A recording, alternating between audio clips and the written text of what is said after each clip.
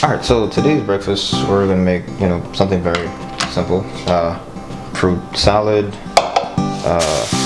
mixed nuts, and nut milk.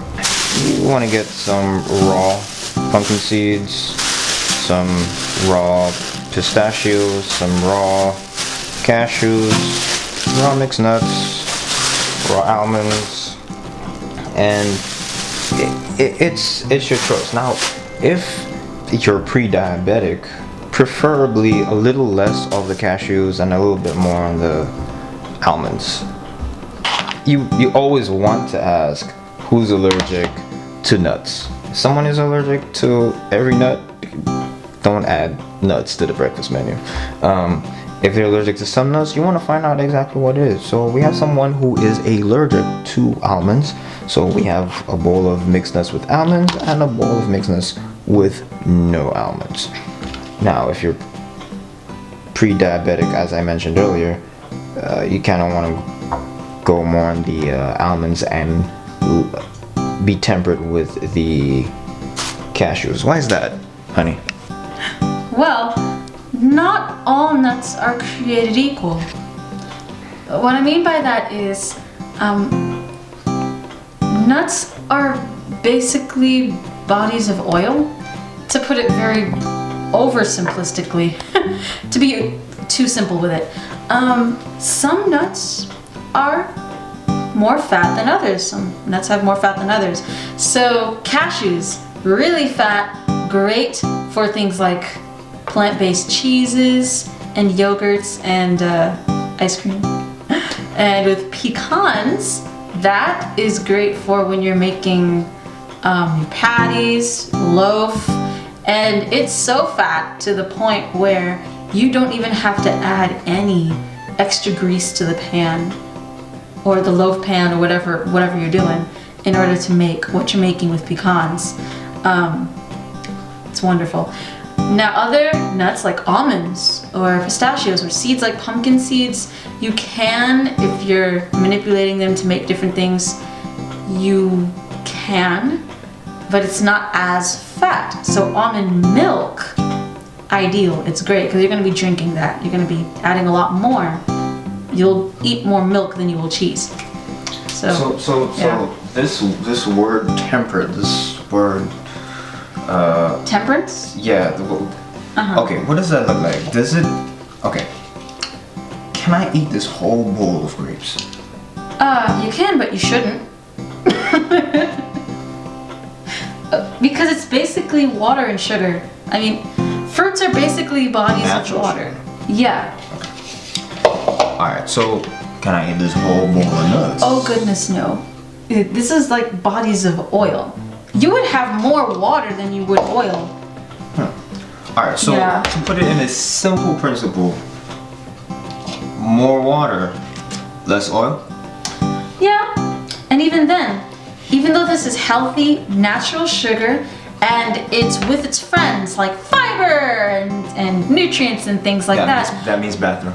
That means you can have, it also means you can have more of this natural sugar because it's with its friends. But sugar's still sugar, so you really should not, no. So I should mix it with something else. Well, yes, and I'm hoping you're sharing this. You're sharing this, right? Well, yeah, of course. Okay, great. Let's get started. Alright, so see, we got our mixed nuts together. We got almonds, pecans, walnuts, Brazil nuts, hazelnuts in one bowl. We have pistachios, walnuts, Brazil nuts, hazelnuts, and what's that nut good for your brain again? The walnuts? There we go, walnuts. We got that in there. So we got two different mixes here. Alright, set that aside. And we want to go ahead and start the process with our milk. Now, I already started making cashew milk, but I also want to give the principles of making almond milk. Now, with almond milk, when making almond milk, if you forgot to soak the almonds the night before, it's alright. You can go ahead and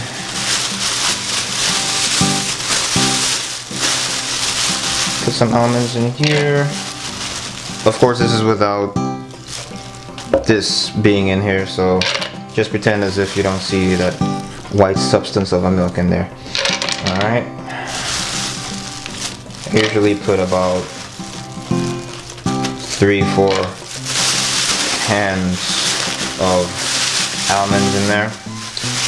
Honey, can you get me some water, please? Sure. There you go. You can add water to that. And then you're gonna need your, that's good, honey. Thank you. You're gonna need your honey? Your honey. Me? Not you.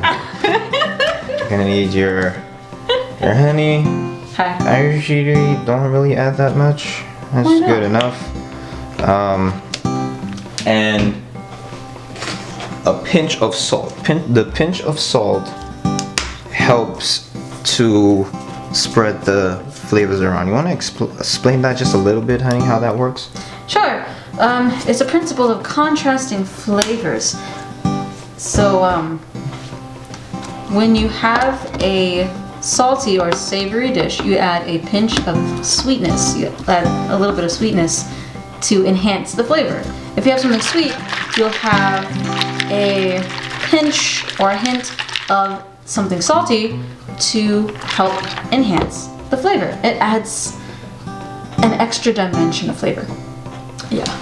Alright, I'm gonna go ahead and take that over to the blender. Now, not everybody has the same blender, okay? So if you have those regular blenders, you can do the same thing. What I just did, shaking it up, you don't have to do that, because you don't have to flip it this way, because I put all the stuff in here and then I have to flip it, shake it, mix them together so I can blend it. But if you have like a regular blender, you don't have to do all that. So let's go ahead and blend that stuff up.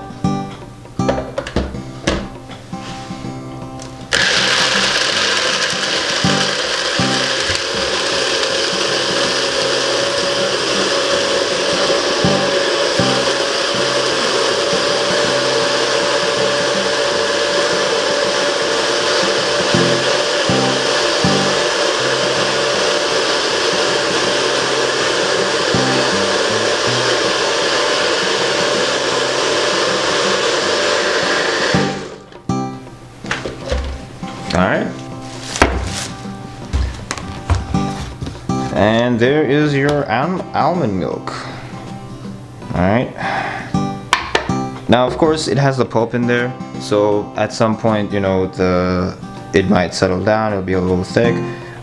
No biggie, no problem. You can always use a strainer to strain it, but we preferably, well, we don't strain it. We put it in our cereal and we eat the whole thing. But anyway, Lavelle puts it in his cereal and eats the whole thing. Yeah. Benefits are extra fiber. All that pulp is fiber. So if you want smooth but fiberless milk, then go ahead. If you want fiberful, pulpful milk, go ahead. Yep. All right. I'm gonna go ahead and set this aside.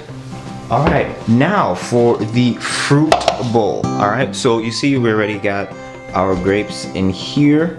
All right, and banana. Now, if you're feeding about like 4 people, you only need 1 banana. There is a method, what I like to call the 5 loaves and 2 fish method. The miracle that Jesus did in the Bible. I use that principle to expand on what we have less of. You mean Jesus didn't just throw the bread at the crowd and have them sort it out themselves? No. He broke it into pieces. Ah. I guess you could say he was being breadful and multiplied. That was so corny. Anyway. Corny? But I'm not talking about cornbread.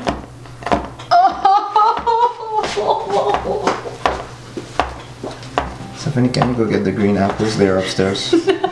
Thank you. Now, you can cut these in small shapes, in whatever shape you like. Sometimes I do circles, or sometimes I would cut it in half like this, carefully. Don't want the blade to cut you. Alright. I'll cut them like that. And usually I get a little bit more. See, the thing about cutting using the 5 loaves, 2 fish method, see what it does is the smaller you chop all the fruits combined, the more it looks very hefty. Like the bowl looks like it has more. Right? You're also increasing the surface area by having more of what you are chopping. If you chop it too big, you have less surface area. Smaller you chop it, more surface area, and it sort of just has an increasing effect.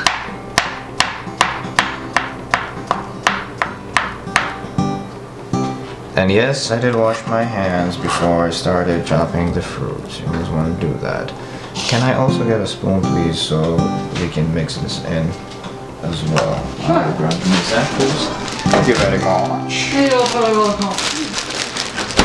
Alright. And, you know, 4 to 5 people, I would say like probably 2 to 3 green apples.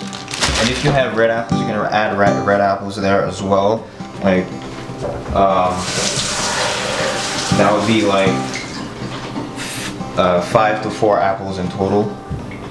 Alright, and now, if you're like us, you can get an apple cutter. Alright, you get an apple cutter and slice this in half. Go ahead and pull the middle out. Oh, that's more than half. There you go. There you go. That's fine. You can go ahead and throw it out of the way. I'll just put that right there with that. Alright. We're composting this later, yeah? Sure. Yeah. If you have a backyard and you're doing agriculture, you can always bury your compost. Feed the soil, not the plant. Because by feeding the soil, the soil feeds the plant. Oh! Okay. Object lesson. What's our object lesson? I'll share that in just a moment. Alright. Okay. Then you easily have your slices, and all you have to do is chop them up. And I'll show you the other way that we do it if you don't have a apple chopper. See how finely I'm chopping it up. Scoop. Scoop. Scoop. And sometimes if the chunks are a bit like too big like this, I usually cut them in half. Hold them together firmly and carefully and chop.